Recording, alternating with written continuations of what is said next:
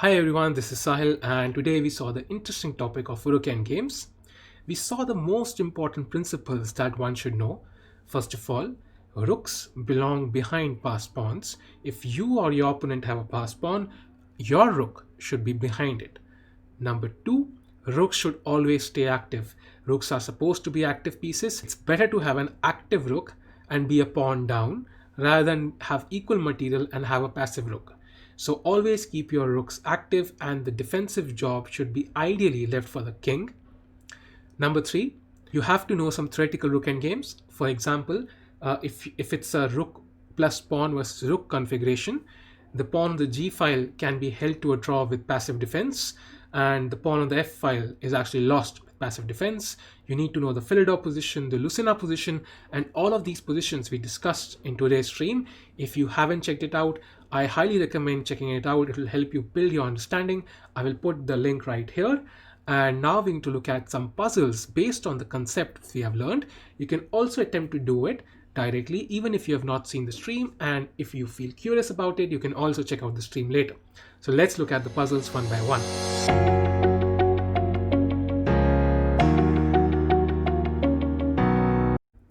So I will offer you 4 puzzles one by one, and as soon as I ask you to pause the video, do so and then try to come up with the correct move or plan. And once you have solved all the 4 puzzles, then I will offer you the solutions at the end of the video. The first puzzle we have in front of us is basically this one.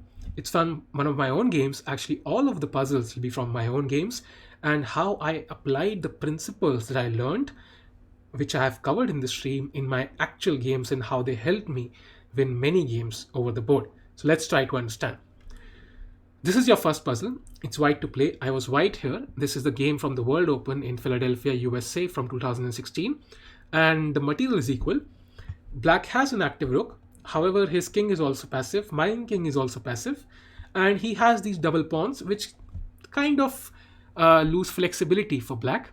So now it's white to play. What is the best plan for white here? How can he activate his pieces, or how can he prepare the activation of his pieces? It's white to play. Find the best plan for white here. So this is the second puzzle. It's one of my games that I played in France this year in the month of February, and I am a pawn up and I'm completely winning. However, it's white to move, and he has, let's say, a little bit of a trap sometimes. For example, if you were to remove your king to an unfortunate square, then you can land up in trouble. So it's black to play. You have to find 2 ways of winning this game.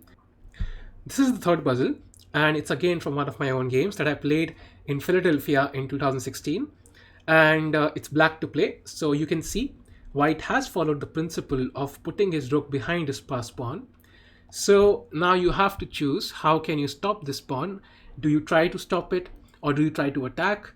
And if you try to stop it, how do you try to stop it? So there are many questions to be answered. You have to find the correct plan for black here. Black is winning, but you have to find how to win. So what is the best plan for white here? How can you stop this pawn? And it's your move. Try to find a plan for black. This is the last position for today. Now, this is not necessarily a tactical position. There are many ways to win this, but this is not very easy. Even Ding Liren managed to spoil this position as white, and he managed to blunder spectacularly when Vidit Gujrati managed to draw his game, being 2 pawns down against him. So definitely that means it's not so crystal clear. I'm going to ask you to find the best plan for white, which offers black absolutely no counterplay. So you have to find the best plan for white here. Okay, so we have discussed how the rooks are active pieces and the defensive job should be left to the king. Here, similar to a position as we saw in the stream, white has 2 weaknesses on a2 and c3. Both of these can be attacked with the black rook, and white has to find a conservative way of defending both of these. And this is what I did in the game. I played the move king to d2, so the king is headed to b2, where it would defend both the weaknesses, and then the white rook will be completely free to become active. And this is the plan that I played in the game, and I brought the king to b2, and pretty soon I activated the rook on the king side by pushing my pawns h3 and g4, and I even managed to win this game. So this was the idea. And now the rook on a4 looks completely stupid because he has no way of activating itself. It has to go back. And then what was the point of coming to a4? So this way you can kind of bring your king to b2, defend both the weaknesses with the passive king, and then activate your rook because rooks are meant to be active. Well, there are two ways. The first way is basically what I played in the game, which is the move a2. And now white is forced to play rook a8. Now you capture the pawn, white captures, and now king b3. So rook goes back, rook e7. Now this is an important move because you should cut off the opponent king as far away as possible from your pawn. Then rook b8, b4, and we move further like this. And now there's too many files between the pawn and the king. And now I played rook c7 and king c2 and my opponent resigned. This was one way. The second way to win would have been even easier, which was basically just to play rook a7. And now you're just threatening to queen your pawn. And white cannot really do anything about this because he can never move the rook away because you will just capture the pawn. The trap was you cannot play a move like king a4 or even king c4, because if you try to play king a4, for example, then rook a8 check, and when you move the king, then white basically queens. This was the trap. You had to take care of it. I hope you did not fall into it. Well, as we already know, the rook is meant to be an active piece and the king is meant to be a defensive piece. So here, playing a move like, let's say, rook a8, b5, rook b8, it's not the best way to play. Considering how bad white's pawn structure is, in this specific case, even this might work. But I highly recommend playing the move king d6 to keep it as a principle in general. After b5, king c7, b6, king b7, this was the actual game. And now the king has taken the job of protecting the pawn from queening. And now the black rook is completely active, cutting off the white king on the first rank.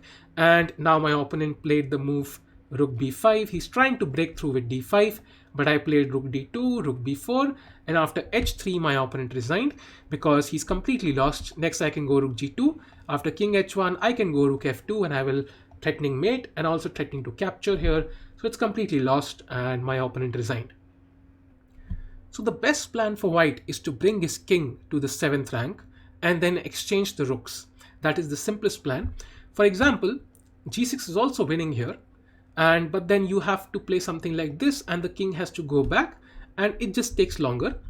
So whenever you decide to push the pawn, this final pawn that is, when you will be facing checks, just bring your rook back. That way you are preventing any checks. Now if king h7, you can just push away with g6. It doesn't make a difference. So let's say black just waits. He has nothing else to do. Now you push g6. So let's say rook b8, king g5. Let's say a random move like king g8. And now you play rook c6. So you again prepare to bring your king to f6 without facing any checks. Now he can check for once, but then after king f6 he has to go back. So it basically turns up to the same thing. King f6, rook b8, and now you play a move like rook to d6. The basic idea is king e7, rook d8, exchange rooks and win the game. And there is absolutely nothing that black can do because he cannot do this because of the mate on the back rank. So he has to stay passive. Now you play king e7. He can of course do this, but again rook d7 and he has to go back rook d8. So he has to wait, there's nothing else. And now you exchange rooks, rook takes, king takes. And now you will simply bring the king here. Let's say something like king here, here, king f6.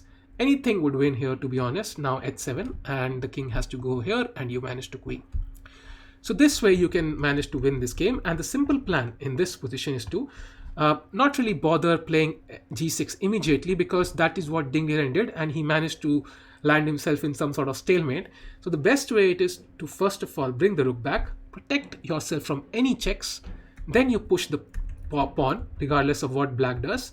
Then you bring the rook to the 6th rank, bring the king here, and finally you will bring the rook here, you will play king e7 and then rook d8 and you win the game completely.